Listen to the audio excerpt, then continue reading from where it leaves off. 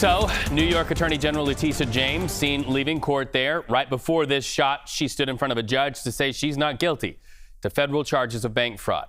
The Justice Department indicted her earlier this month with the allegation that she misrepresented how she would use a house that she bought back in 2020 in order to obtain a lower interest rate on her mortgage. So she had this to say just moments after she left the courthouse. Listen. I have a belief in America and all of its individuals who have stood with me, not only in New York, but all across this nation. I've heard from just about every jurisdiction in this nation who have said, stand up and be tall. And never, ever cow down or back down or break or bend. So there's no fear today. No fear. No fear. No fear. No fear. Because I believe that justice will rain down like water and righteousness like a mighty stream. And I'm here to say that my work and my job and all that I do all throughout my public career,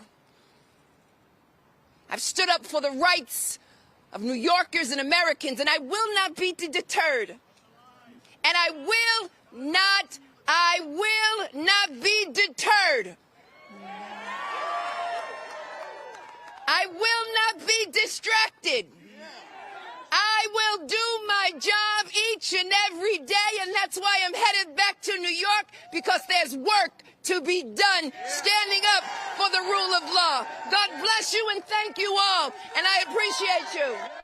Letitia James, confident and defiant there, quoting biblical scripture at one point. So let's break this apart, talking about what this means. Here's Tom Dupree. Tom, you served as the principal deputy assistant attorney general under President George W. Bush. So it's our honor to have you here with us today with your expertise. What's the strategy for both the defense and the prosecution? And also, do you have any reaction to how confident she is now that you know what these charges are? Sure. Well, the defense's strategy here is going to be to knock this case out before it ever gets before a jury. Tish James and her legal team are challenging the appointment of Lindsay Halligan, the prosecutor that Trump put in office, basically saying that her appointment was unlawful.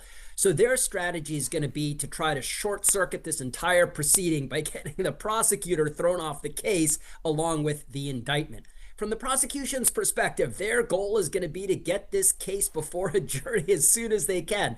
The judge set a January trial date, which is ambitious, not saying it can't happen. I'd be a little surprised if that trial date stuck. But from the prosecutor's perspective, look, they're going to want to move this case forward, maintain Halligan in her current position, fend off any efforts to disqualify her, and put on their case and their evidence before a jury. So far, we haven't seen the prosecution's evidence. We've seen a pretty bare-bones complaint, so I understand why Tish James is speaking in such defiant terms. But look, the prosecutors will have their day in court, and they will have a chance to show their cards, come up with the evidence they have that supports the charges that they've brought. Well, if there's ever a show giving legal play-by-play, I think you could be a model for how that is done. Not the hardwood, but a different kind of a courtroom. So there's also the case against former FBI Director James Comey, in addition to the Letitia James case. Here's something that they have as a common thread, and we both know this. They're outspoken critics of President Donald Trump. Do you think that we could see more people who speak out against the president face the scrutiny of the Department of Justice? I do. Look, the president has been pretty unabashed from day one that he wants the Department of Justice to go after certain individuals. We've already seen the indictments, as you know, brought against Tish James, against Jim Comey.